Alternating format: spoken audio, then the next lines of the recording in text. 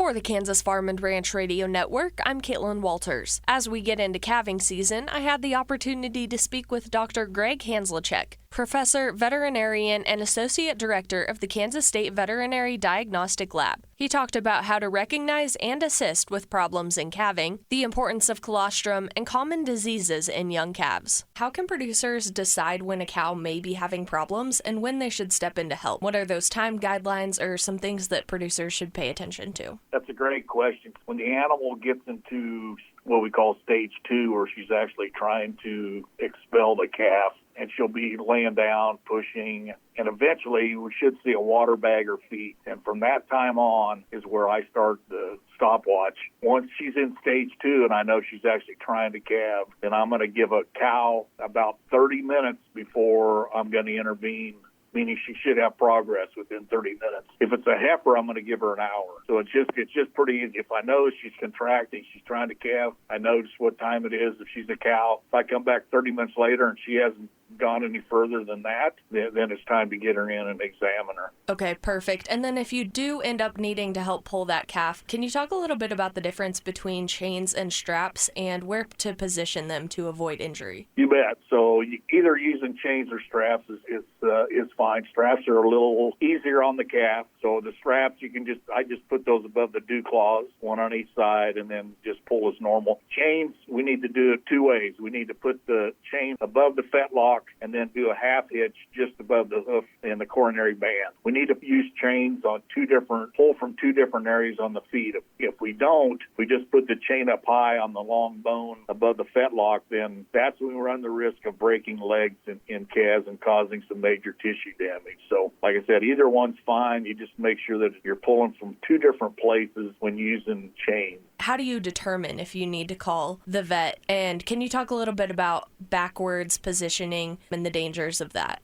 Sure. So we'll just start with that backwards. So one thing is for producers to understand how to recognize front feet versus back feet. And then the way to think about it is that the bottom of the calf's foot, if it's pointing to the ground or towards the cow's foot, that's more than likely a front foot or front feet, and that's the normal position. If the feet are turned upside down, meaning the bottom of the calf's hoof is pointing upwards or away from the cow's feet, that's a backwards calf. And typically, anytime we notice that it's a backwards calf, we need to get that animal in and restrained. And then we always recommend that we just go ahead and intervene and pull that calf. It's a little bit more dangerous backwards calves are versus frontwards calves, because once the calf starts moving through the pelvis backwards, it's going to reach a point where the umbilical cord is actually pinched off, and that's going to stimulate the respiratory centers in the calf to say, I need to take a breath. Mm-hmm. And of course, if the calf's in the uterus, which it is, the uterus is full of fluid, and so there's an opportunity for those calves to actually inhale fluid. Now, that doesn't mean once you notice that it's back feet that we need to go at light speed to pull the calf out, because there's a pretty long delay from when the time the umbilical cord is pinched to when the respiratory centers are going to tell that calf to take a breath. So be expedient when you're pulling the calf backwards, but like I said, you don't have to go a million miles an hour. The other part of that is a lot of times producers have or want to hang backwards calves up on a fence or somewhere, thinking that they can actually remove the fluid from the lungs by hanging them upside down. And we know that although hanging them upside down for just a few seconds is probably not detrimental to the calf, we do know that the fluid that comes out of there is not coming out of the lungs. It's coming out of the abomasum. It's just normal abomasal fluid. So most veterinarians will recommend not to hang calves up after calving, especially backwards calves. But if producers really want to do it, it should be only for 15 seconds, maybe a half a minute at a time.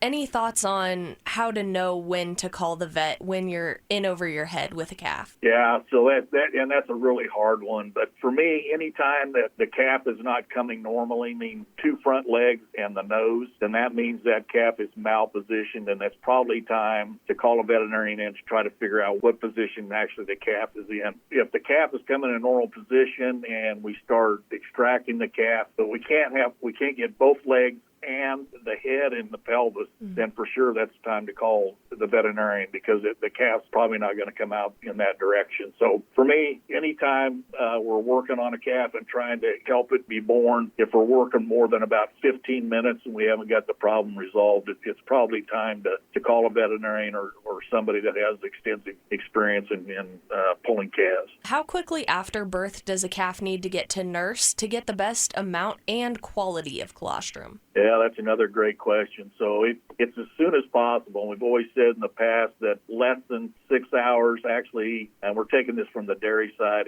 it's really less than 2 hours when those calves need to be up and nursing the appropriate amount of colostrum. The other thing about colostrum and absorption of the antibodies, which is what we're wanting them to do, is that calves that experience a difficult calving dystocia, we know that they do not absorb those antibodies as well as a calf that's being born normally. And so for most of us, if we can't get that calf up and nursing within an hour or so after it gave birth, then we're going to intervene with some commercial colostrum replacers. And it's important that the replacers are not supplements, because the supplements do not contain enough antibodies to protect the calf. So the answer to that as soon as possible. And we do know every minute that the calf is alive after birth, this small intestine where the absorption of the antibodies from the colostrum occur, the intestines are closing, and so they're allowing less and less antibodies into the blood system, which means that the calf won't have any antibodies to diseases until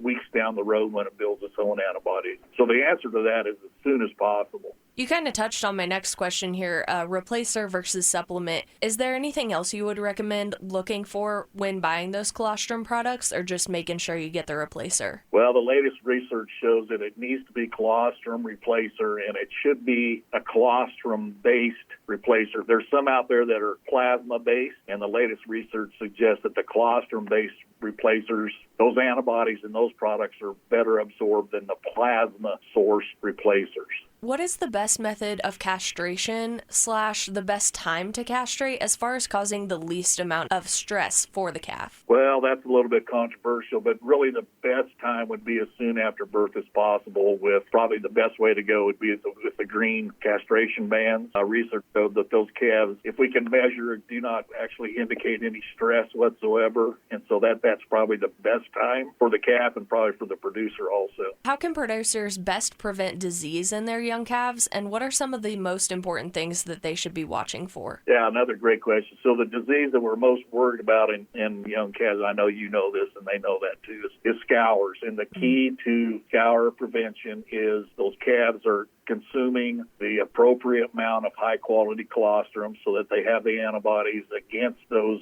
scour-causing organisms. But it's also the environment. We need to make sure that those calves are born and then at least their first 30 to 60 days of life, that the environment that they're living in has the minimal amount of our normal scour-causing organisms. And so for scour prevention, it's two things. It's colostrum management, and then it's what we call environmental sanitation. And that's where one of the easiest things producers can do is just to continually pare out of the calving area to keep that ground as clean as possible so that the newborn calves aren't exposed to the organisms. We do know that calves, even those calves that consume the most colostrum, absorb the most antibodies, if there's enough of E. coli or rota or corona or crypto in their environment, those organisms can overwhelm the antibodies that they've got from the colostrum. So again, it's two-pronged, and it's very important that we concentrate on both. Well, thank you so much. I really appreciate you taking the time to speak with me. And I think that, a lot of this stuff is stuff that producers know, but just a good refresher as we start calving season here. No, I agree. And, most of them, they calve once a year, so a little reminder when it's this time. And we pound on them about the colostrum, that it is the key. The bovine, the calf is born with zero antibodies. The mother just can't pass it to the calf before birth. And so the only way that calf can be protected with antibodies is through that colostrum. So it is definitely key.